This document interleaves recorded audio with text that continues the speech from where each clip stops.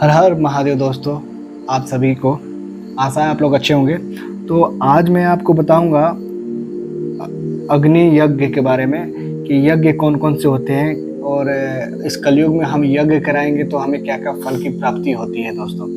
तो इस शिव पुराण में हम आज ये पढ़ेंगे और इसकी विशेषता बताएंगे दोस्तों। तो चलिए शुरू करते हैं। ओम नमः शिवाय। अग्नि यज्ञ, देव यज्ञ और ब्रह्म यज्ञ आदि का वर्णन भगवान शिव के द्वारा 7 वर्णों का निर्माण तथा उनमें देवराधन से भिन्न प्रकार के फलों की प्राप्ति कथन। ऋषियों ने कहा, प्रभु अग्नि यज्ञ, देव यज्ञ, ब्राह्मण यज्ञ, गुरु पूजा और बृहस्पति का हमारे साक्षात क्रम वर्णन कीजिए। सूत जी बोले, महर्षियों, गृहस्थ पुरुष अग्नि में संध्या काल और प्रातः काल जो चावल आदि का द्वादुक्त आहुति देता है उसी को अग्नि यज्ञ कहते हैं।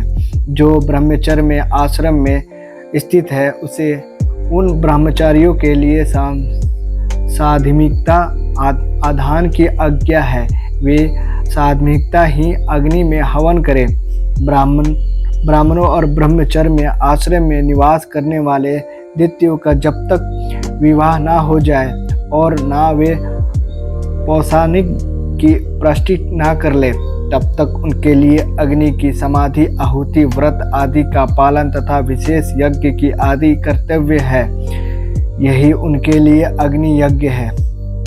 दूसरी, उन्होंने ब्रह्म अग्नि की विसर्जित करके अपने आत्माओं के अग्नि की आरोपित कर लिया। ऐसे वनप्रस्थित और संन्यासियों के लिए यही हवन का अग्नि यज्ञ है कि वे विहित समय पर हित कर परिवर्तित और पवित्र अन्न भोजन कर ले और ब्राह्मणों को संध्या काल अग्नि के लिए दी हुई आहुति संबंधी प्रदान करने वाले होती है, ऐसा जानना चाहिए। और प्रातः काल सूर्यदेव को दी हुई आहुति आयु वृद्धि करने वाली होती है। यह बात अच्छी तरह समझ लेना चाहिए कि दिन में अग्निदेव सूर्य ही अपृष्ट हो जाते हैं, अतः प्रातः काल सूर्य दी हुई आहुति भी अग्नि के अंतर्गत है। इसी प्रकार यह अग्नि यज्ञ का वर्णन किया गया। इंद्र आदि समस्त देवताओं के उद्देश्य से अग्नि जो आहुति दी जाती है उसे देव यज्ञ समझना चाहिए। स्थान लिप आदि का यज्ञों का देव यज्ञ की मानना चाहिए। लौकिक अग्नि में प्रतिष्ठ जो चूड़करण आदि संस्कृत निहत वहन कर्म करता है उन्हें भी देव यज्ञ के ही अंतर्गत जानना चाहिए। अब ब्रह्म यज्ञ का वर्णन सुनो। द्वितीय जी ने चाहिए कि वह देवताओं के नृत्य के लिए निरंतर ब्रह्म यज्ञ करे। वेदों का जो नियतन अध्ययन या स्वाध्ययन होता है उसी के ब्रह्म यज्ञ कहा गया है। प्रातः नियतन कर्म से अनंत संध्या काल तक ब्रह्म यज्ञ किया जा सकता है। उसके बाद रात में इतना विधान नहीं है। अग्नि के बिना देव यज्ञ कैसे संपन्न होता है, इसे तुम लोग श्रद्धा से और आदि पूर्वक सुनो। सृष्टि के आरंभ से सर्वशक्त, दयालु और सर्वधाम महादेव जी ने समस्त लोकों का उपहार के लिए वर्णन का कल्पना की। वे भगवान शिव शंकर रूप में रोग को दूर करने के लिए वैद्य हैं, सबके ज्ञाता तथा समस्त औषधियों के भी औषध हैं। उन्हें भगवानों ने पहले अपने वारा की कल्पना की जो आरोग्य प्रदान करने वाले हैं। तत्पश्चात अपनी महाशक्ति का वर्णन बनाया जो समस्त प्रदान करने वाला है। जन्म काल में दुर्गति बालक की रक्षा के लिए उन्होंने कुमार वार की कल्पना की। तत्पश्चात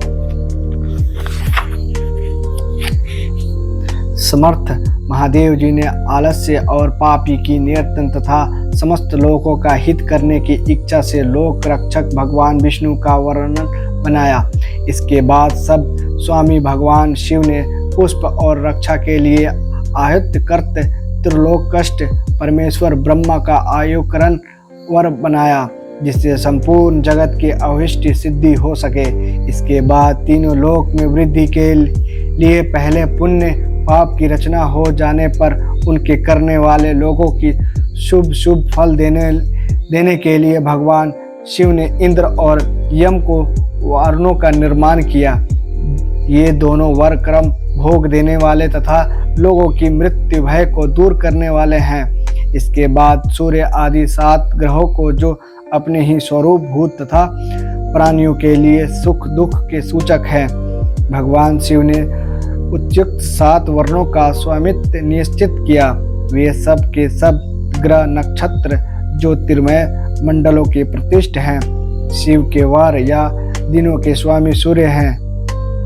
शक्ति संबंधी वार के स्वामी सोम हैं। कुमार संबंधित दिन के अधिपति मंगल हैं। विष्णु पुराण के स्वामित्व बुध हैं और ब्रह्मा जी के बारे के अधिपति बृहस्पति हैं। इंद्रवार के स्वामी शुक्र और यमवार के स्वामी शौचन्य हैं। अपने अपने वरों की हुई उन्हें देवताओं की पूजन उनके अपने अपने फलों के देने वाले होते हैं। सूर्य आरोग्य और चंद्रमा संपत्ति दाता है। मंगल और व्यावधित का निर्वाह करते हैं। बुद्धि पृष्ठ होते हैं। बृहस्पति आयु की वृद्धि करते हैं। शुक्र भोग देते हैं और संचय मृत्यु का निवारण करते हैं। ये 7 वर्णों का क्रम फल बताए गए हैं जो उन देवताओं के प्रति प्राधान्य होता है। अन्य देवताओं भी पूजन का फल देने वाला भगवान शिव ही है। देवताओं का प्रसन्नता के लिए पूजन 5 प्रकार की शुद्धि प्राप्ति बनी गई। उन देवताओं को मंत्रों का जप यह फल प्रकार है। उनके लिए होम करना, दूसरा दान करना, तीसरा तप करना, चौथा प्रकार है इसी वेद विधि पर प्रतिबंध अग्नि में अथवा ब्राह्मणों के शरीर में आधार देवताओं के भगवान भावनाओं के 16 उपचारों का पूजा का आराधना करना 5 प्रकार है। इसमें पूजा के उत्तम आधार सर्वश्रेष्ठ है।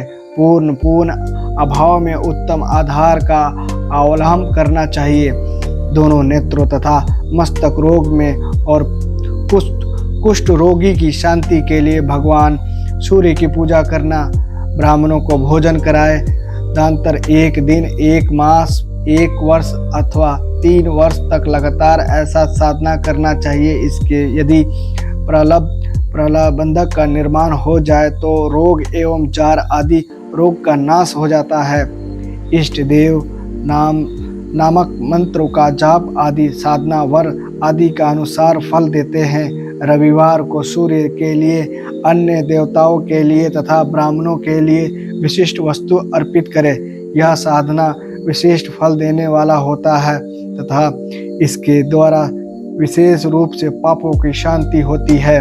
सोमवार को विद्वान पुरुष संपत्ति की प्राप्ति के लिए लक्ष्मी आदि का पूजन तथा संपत्ति की ब्राह्मणों को गृह तक अन्न का भोजन कराए। मंगलवार को रोग की शांति के लिए काली आदि की पूजन करे तथा उड़द, मूंग और अरहर की दाल आदि से युक्त अन्न ब्राह्मणों को भोजन कराए।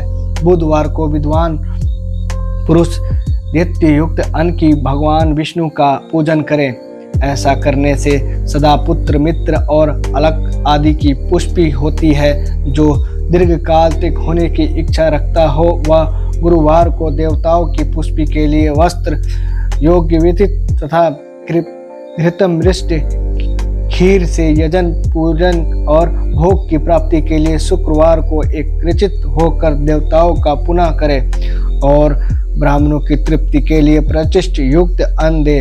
इसी प्रकार स्त्रियों की प्रसन्नता के लिए सुंदर वस्त्र आदि का विधान करे।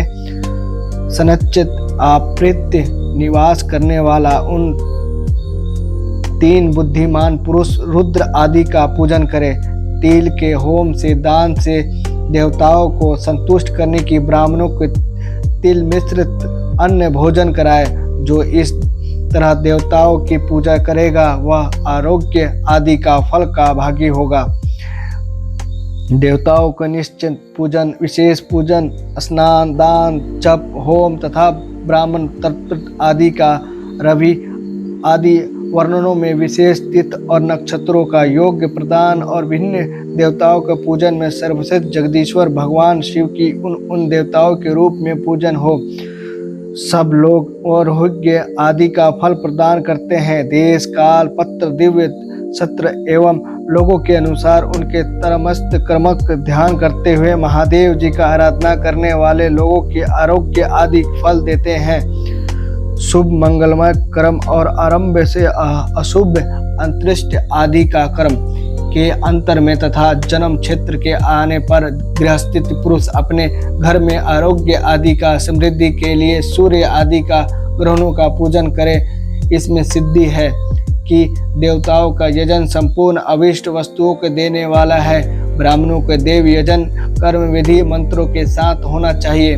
यहाँ ब्राह्मण शब्द क्षत्रिय और वैश्य का भी उल्लक्षण है। शूद्र आदि दूसरों का भी देवता तांत्रिक विधि से होना चाहिए। शुभ फल की इच्छा रखने वाला मनुष्य की सातों का ही दिन अपनी शक्ति के अनुसार सदा देव पूजन करनी चाहिए।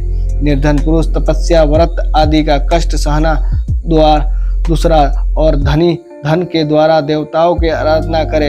वह बार बार आश्रित पूर्वक इस तरह धर्म का अनुष्ठ करता है और बारंबार पुण्य लोक में नाना प्रकार के फल भोग कर पुनः उस पृथ्वी पर जन्म ग्रहण करता है। धनवान पुरुष सदा भोग और सिद्धि के लिए मार्ग में वृक्ष आदि लगाकर लोगों के लिए छाया की व्यवस्था करे। जलसाया कुआं बावड़ी और पोखर बनवाए। वेद शास्त्रों की प्रतिष्ठा के लिए पाठशाला निर्माण कराए तथा अन्य प्रकार से भी धर्म संग्रह करते रहे। धनी को यह सब कार्य सदा ही करते रहना चाहिए। समय अनुसार पुण्य कर्मों के पाप से अंतरकरण शुद्धि होने पर ज्ञानी का सिद्धि हो जाती है। निश्चित जो इस अध्ययन को सुनता पढ़ता अथवा सुनने की व्यवस्थित करता है उसे देव यज्ञ की फल की प्राप्ति होती है। दोस्तों, हर हर महादेव।